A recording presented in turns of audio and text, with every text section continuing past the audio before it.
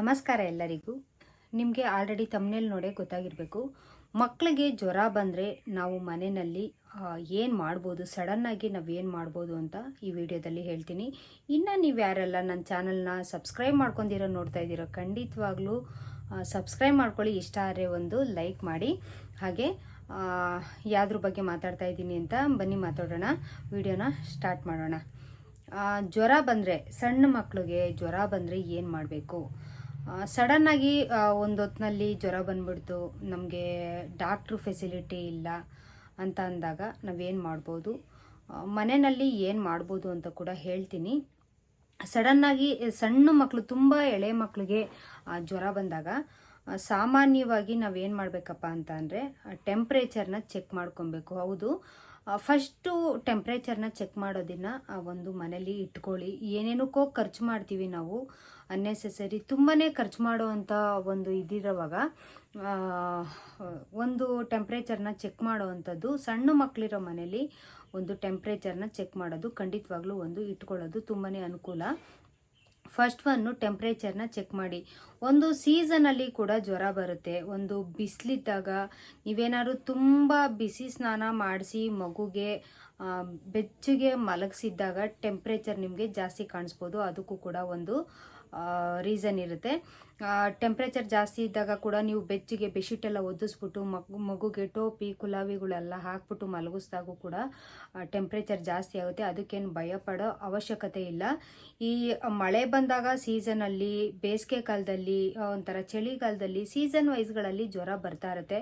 ಜ್ವರ ಬಂದಾಗ ಜ್ವರ ಏನಕ್ಕೆ ಬರುತ್ತೆ ಅಂತಂದರೆ, ಅಕಸ್ಮಾತಾಗಿ ವೈರಲ್ ಫೀವರಿಂದನೂ ಬರ್ಬೋದು. ಅಕಸ್ಮಾತ್ ತಾಯಿಗೆ ಯಾವ್ದಾದ್ರು ವೈರಲ್ ಇನ್ಫೆಕ್ಷನ್ ಥರ ಆಗಿ ಅದು ಮಗುಗೂ ಕೂಡ ಡಿಪೆಂಡ್ ಆಗ್ಬೋದು.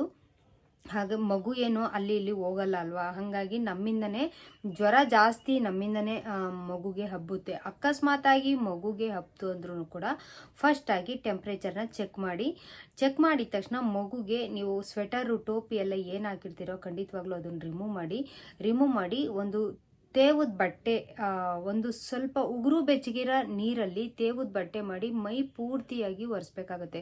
ಮೈ ಪೂರ್ತಿ ಒರೆಸ್ಬೇಕು. ಕೆಲವರು ಹೊಟ್ಟೆಗೆ ಮತ್ತು ತಲೆಗೆ ಮಾತ್ರ, ಇಲ್ಲಿ ಹಣೆಗೆ ಮಾತ್ರ ಹಾಕ್ತೀವಿ. ಆ ಥರ ಎಲ್ಲ ಮಾಡೋಕ್ಕೆ ಹೋಗ್ಬೇಡಿ. ಖಂಡಿತವಾಗ್ಲೂ ಮೈ ಪೂರ್ತಿ ಒಂದು ಸ್ಪಂಜ್ ಸಿಗುತ್ತೆ, ಇಲ್ಲಾಂದರೆ ಕಾಟನ್ ಬಟ್ಟೆ ಮನೇಲಿ ಅದಿಲ್ಲ ಅಂದರೂ ಪರವಾಗಿಲ್ಲ, ಅದು ಎಲ್ಲರ ಮನೇಲೂ ಇರಲೇಬೇಕು ಅಂತ ಏನಿದಿಲ್ಲ. ನಾವೆಲ್ಲ ಕಾಟನ್ ಬಟ್ಟೆನೇ ಯೂಸ್ ಮಾಡ್ತಿದ್ದಿದ್ದು.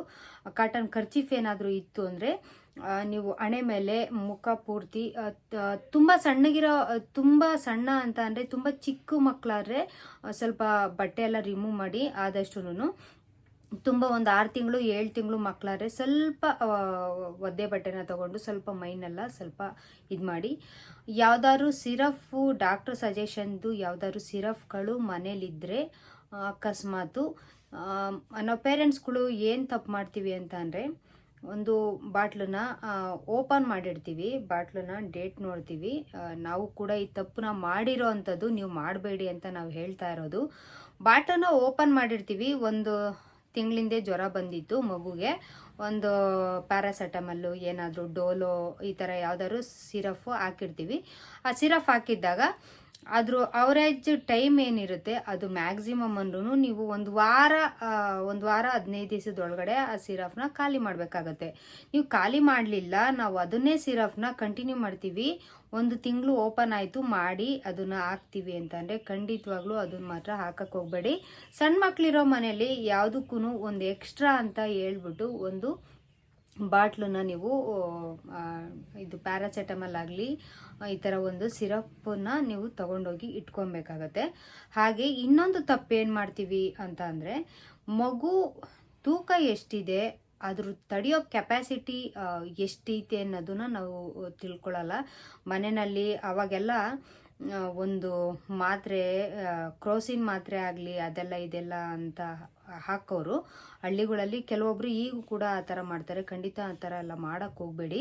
ಅದು ಮಗು ಕಣ್ರಿ, ತಡ್ಕೊಳ್ಳೋ ಶಕ್ತಿ ಇರಲ್ಲ. ಅದಕ್ಕೆ ವೆಯ್ಟ್ ಚೆಕ್ ಮಾಡಿಸಿ ಹಾಕೋದು ಸಿರಫ್ನ. ಫಸ್ಟು ಡಾಕ್ಟರ್ಸ್ಗಳು ಕೇಳ್ತಾರೆ ವೆಯ್ಟ್ ಎಷ್ಟಿದೆ ಅಂತ ಕೇಳ್ತಾರೆ. ಮಗು ವೆಯ್ಟ್ನ ನಾವು ಕರೆಕ್ಟಾಗಿ ತಿಳ್ಕೊಂಡಿರ್ಬೇಕು. ಹಾಗೆ ವೆಯ್ಟ್ ನಿಮ್ಗೆ ಕರೆಕ್ಟಾಗಿ ಗೊತ್ತಿಲ್ಲ ಅಂದರೆ ಅಲ್ಲೇ ವೆಯ್ಟ್ ಚೆಕ್ ಮಾಡೋ ಅಂಥದ್ದು ಇರುತ್ತೆ. ವೆಯ್ಟ್ ಚೆಕ್ ಮಾಡಿಸಿ ನೀವು ಅದನ್ನು ಮಗುಗೆ ಸಿರಪ್ನ ಹಾಕಬೇಕಾಗತ್ತೆ. ನೀವು ನಾವೇ ಡಾಕ್ಟ್ರುಗಳ ಥರ ಎಲ್ಲ ಇದು ಮಾಡಿಬಿಟ್ಟು ಹಾಕ್ಬಿಟ್ಟು ಮಗುಗೆ ಏನಾನ ಸ್ವಲ್ಪ ಪ್ರಾಬ್ಲಮ್ ಆಯಿತು ಅಂತ ಅಂದ್ರೂ ಅದಕ್ಕೆ ಹೊಣೆ ನೀವು ಹೇಳೋದು ಡಾಕ್ಟ್ರ್ ಮೇಲೂ ಹೊಣೆ ಹೊರ್ಸೋಕ್ಕಾಗಲ್ಲ, ಇಲ್ಲ ನಮ್ಮ ಮೇಲೂ ಹೊಣೆ ಹೊತ್ಕೊಳ್ಳೋದಕ್ಕಾಗಲ್ಲ. ಖಂಡಿತವಾಗ್ಲೂ ಈ ಥರ ತಪ್ಪಂತೂ ಮಾಡೋದಕ್ಕೆ ಹೋಗಬೇಡಿ. ಅವಾಗೆಲ್ಲ ನಮಗೆ ಬುದ್ಧಿ ಇಲ್ಲದೇ ಇರೋ ಏಜಲ್ಲೆಲ್ಲ ನಾವು ಈ ಥರ ಎಲ್ಲ ತಪ್ಪುಗಳು ಮಾಡಿದ್ದೀವಿ. ಬಟ್ ನೀವು ಮಾಡಬಾರ್ದು ಅನ್ನೋ ಉದ್ದೇಶಕ್ಕೆ ನಾವು ಈ ವಿಚಾರನ ಹೇಳ್ತಾ ಇರೋವಂಥದ್ದು. ಮಕ್ಕಳು ತಡೆಯೋ ಶಕ್ತಿ ಇರಲ್ಲ. ಈಗಿನ ಮಕ್ಕಳಂತೂ ತುಂಬಾ ಸೂಕ್ಷ್ಮ ಇರ್ತವೆ. ಒಂದು ಸ್ವಲ್ಪ ಏನಾದ್ರು ಪ್ರಾಬ್ಲಮ್ ಆಯಿತು ಅಂದರೂ ತುಂಬಾ ಕಷ್ಟ ಆಗುತ್ತೆ. ಜ್ವರ ಬಂದಾಗ ನೀವು ಆಲ್ಮೋಸ್ಟು ಈ ರೀತಿಯಾಗಿ ಬೆಳಗ್ಗೆ ತಕಲ್ಲೂ ಒಂದು ಸ್ವಲ್ಪ ತೇವದ ಬಟ್ಟೆ ಮಾಡಿ ಒರೆಸೋದು. ಡಾಕ್ಟ್ರು ಏನು ಕೊಟ್ಟಿರ್ತಾರೋ, ಅಕಸ್ಮಾತಾಗಿ ನೀವು ವ್ಯಾಕ್ಸಿನ್ ಮಾಡ್ಸೋಕ್ಕೆಲ್ಲ ಹೋಗ್ತಾ ಇರ್ತೀರಾ, 3 ತಿಂಗಳಿಗೆ 2 ತಿಂಗಳಿಗೆ 1 ತಿಂಗಳಿಗೆ ಈ ಥರ ಎಲ್ಲ ವ್ಯಾಕ್ಸಿನ್ ಮಾಡ್ಸೋಕೆ ಹೋಗ್ತಾ ಇರ್ತೀರಲ್ಲ, ಆವಾಗ ಸರ್ ಸಡನ್ನಾಗಿ ಏನಾದರೂ ಜ್ವರ ಬಂದರೆ ನಾವು ಏನು ಮಾಡ್ಬೋದು ಅಂತ ಡಾಕ್ಟ್ರನ್ನ ಕೇಳಿ ಸಜೆಷನ್ ಕೇಳಿ ಆ ಮಗು ವೆಯ್ಟ್ನ ಕೂಡ ಚೆಕ್ ಮಾಡಿಸ್ಕೊಂಡು ಎಷ್ಟು ಹಾಕಬೇಕು ಅನ್ನೋದನ್ನ ಒಂದು ಸ್ಲಿಪ್ಪಲ್ಲಿ ಬರ್ಕೊಂಬಿಡಿ. ಖಂಡಿತವಾಗ್ಲೂ ಇದು ಮಾಡಿಕೊಂಡ್ರೆ ತುಂಬಾ ಯೂಸ್ ಆಗುತ್ತೆ. ಅದನ್ನ ಮಾಡಿಕೊಂಡು ನಿಮ್ಮ ಮಗುಗೆ ಎಷ್ಟು ಜ್ವರ ಇದೆ ಅಂತ ಚೆಕ್ ಮಾಡಿಕೊಂಡು ಇದನ್ನು ನೀವು ಸಿರಪ್ನ ಸ್ವಲ್ಪ ಎಷ್ಟು ಹಾಕಬೇಕು ಅಂತ ಅವ್ರು ಹೇಳ್ತಾರೆ. ಆವಾಗ ಅದನ್ನು ಹಾಕೋದ್ರಿಂದ ಯಾವುದೇ ಕಾರಣಕ್ಕೂ ಪ್ರಾಬ್ಲಮ್ ಆಗಲ್ಲ. ಬೆಳಗ್ಗೆ ತಕ್ಕ ವೆಯ್ಟ್ ಮಾಡಿ ಅದು ತೆವದ ಬಟ್ಟೆಲೆಲ್ಲ ಒರೆಸಿ ಟೆಂಪ್ರೇಚರ್ ಚೆಕ್ ಮಾಡಿ ಬಟ್ಟೆ ಎಲ್ಲ ರಿಮೂವ್ ಮಾಡಿ ಅದನ್ನು ಮಗುನ ಈ ರೀತಿ ಮಾಡಿಕೊಂಡು ನೀವು ನಂತರ ನೀವು ಸೆಕೆಂಡ್ ಸ್ಟೆಪ್ಪು ಹಾಸ್ಪಿಟಲ್ಗೆ. ತುಂಬ ಜಾಸ್ತಿ ಇತ್ತು ಜ್ವರ, 101 101 ಡಿಗ್ರಿ 102 ಡಿಗ್ರಿ ಈ ಥರ 103 ಈ ಥರ ಎಲ್ಲ ಇತ್ತು ಅಂದರೆ ಖಂಡಿತವಾಗ್ಲೂ ನೀವು ಹಾಸ್ಪಿಟಲ್ಗೆ ಹೋಗೋ ಅವಶ್ಯಕತೆ ಇರುತ್ತೆ. ಇಲ್ಲ ಅಂತ ಅಂದರೆ ನೀವು ಡಾಕ್ಟ್ರ್ ಹತ್ರ ನಿಮ್ಮ ಫ್ಯಾಮಿಲಿ ಡಾಕ್ಟ್ರು ಯಾರಾದರೂ ಇದ್ದೇ ಇರ್ತಾರೆ, ಅವ್ರ ಸಜೆಷನ್ ತೊಗೊಂಡು ಏನು ಮಾಡಬೇಕು ಅಂತ ನೀವು ಖಂಡಿತವಾಗ್ಲೂ ಮನೇಲಿ 100 ಡಿಗ್ರಿ ಇತ್ತು ಅಂದರೆ ಸಾಮಾನ್ಯಕ್ಕೆ ಅದೆಲ್ಲ ಟೆಂಪ್ರೇಚರು ಈ ಹೀಟ್ಗೂ ಬರುತ್ತೆ, ಹಾಗೆ ಈ ವಾತಾವರಣಕ್ಕೂ ಕೂಡ ಬರುತ್ತೆ. ಅದಕ್ಕೆಲ್ಲ ನೀವು ತುಂಬ ಜಾಸ್ತಿ ತಲೆ ಕೆಡಿಸ್ಕೊಂಡು ಇದು ಮಾಡ್ಕೊಳ್ಳೋದಕ್ಕೆ ಹೋಗಬೇಡಿ. ಈ ವಿಡಿಯೋ ಇಷ್ಟ ಆಗಿರೆ ಖಂಡಿತವಾಗ್ಲೂ ಮುಂದೆ ಯಾವುದಾದ್ರು ಯೂಸ್ಫುಲ್ ವಿಡಿಯೋದೊಂದಿಗೆ ಸಿಗ್ತೀನಿ. ಈ ವಿಡಿಯೋ ಇಷ್ಟ ಆದರೆ ಲೈಕ್ ಮಾಡಿ, ಹಾಗೆ ಶೇರ್ ಮಾಡಿ, ಸಬ್ಸ್ಕ್ರೈಬ್ ಮಾಡ್ಕೊಳ್ಳಿ ಅಂತ ಹೇಳ್ತಾ ಮುಂದೆ ಬರೋ ವಿಡಿಯೋದೊಂದಿಗೆ ಸಿಗ್ತೀನಿ. ಅಲ್ಲಿವರೆಗೂ ನಿಮಗೆಲ್ಲ ಟೇಕ್ ಕೇರ್, ಬಾಯ್.